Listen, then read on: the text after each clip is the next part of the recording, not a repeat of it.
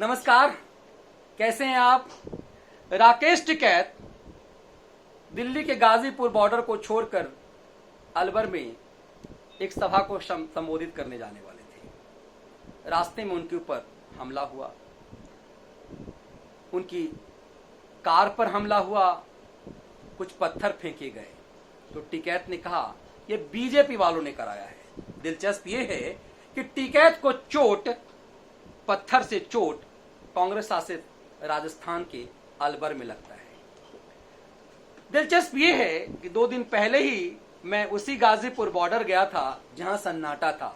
एक वीडियो मैंने आपको उपलब्ध कराई थी जिसमें धरना पर बैठे 4 महीने से गाजीपुर बॉर्डर पर बैठे परेशान किसानों ने मीडिया पर अपनी नाराजगी जताई थी और ये कहा था कि सन्नाटा इसलिए भी हो रहा है क्योंकि मीडिया हमें नजरअंदाज कर रहा है।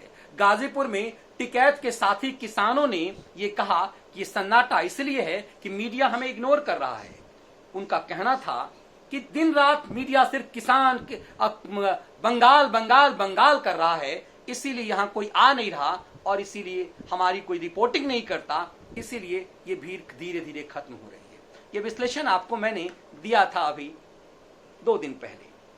वो सन्नाटा दिखाया था, किसानों से बातचीत दिखाई थी, उनका गुस्सा दिखाया था, पत्रकारों के ऊपर उनका गुस्सा था कि हम खबरों में इसलिए नहीं हैं क्योंकि टेलीविजन मीडिया वाले बंगाल चले गए हैं और गोदी मीडिया तो हमसे पहले ही नहीं करता, ऐसी शिकायत थी।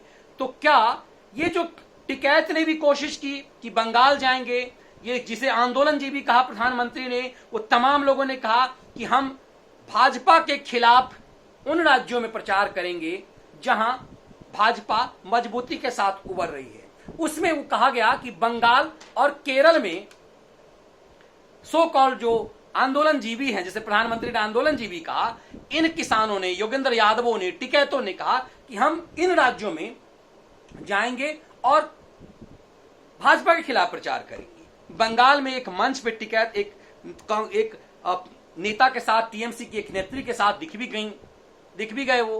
तो इस सवाल उठने लगा कि यहां पर लेफ्ट के लिए राजनीति करने वाले टिकैत वहां जाकर के टीएमसी के साथ खड़े हो गए। उसके बाद टिकैत वहां से भागे नजर आए। टिकैत की खबर बंगाल में सुर्खियां नहीं हुई। टिकैत वहां पैसे खर्च करके बंगाल में रहे लेकिन इस आंदोलन को जीवंत नहीं कर पाए। बंगाल का चुनाव और ये पूरे 5 राज्यों का चुनाव लंबा खींच रहा है।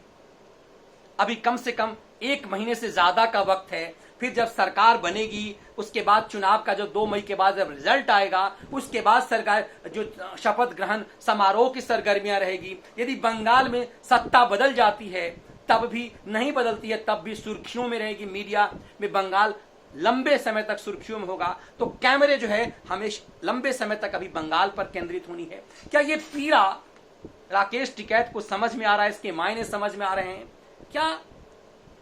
इसीलिए अलवर में कुछ हो जाए, कांग्रेस शासित राज्य में यह हमला आखिर बीजेपी के कार्यकर्ताओं ने कांग्रेस शासित राज्यों में क्यों किया और गिरफ्त में क्यों नहीं आए वो?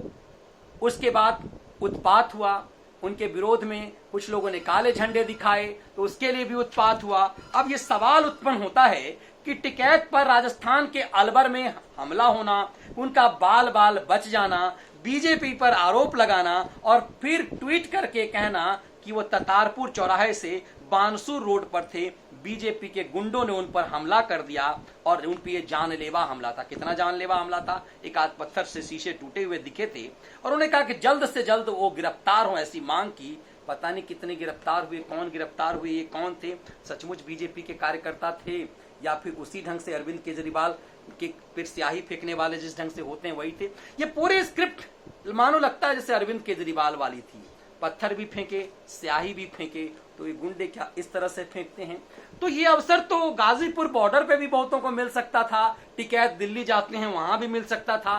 टिकैत ये तो बंगाल में भी ये हो सकता था, ये तो उत्तर प्रदेश में भी हो सकता था, ये राजस्थान में ही क्यों हुआ?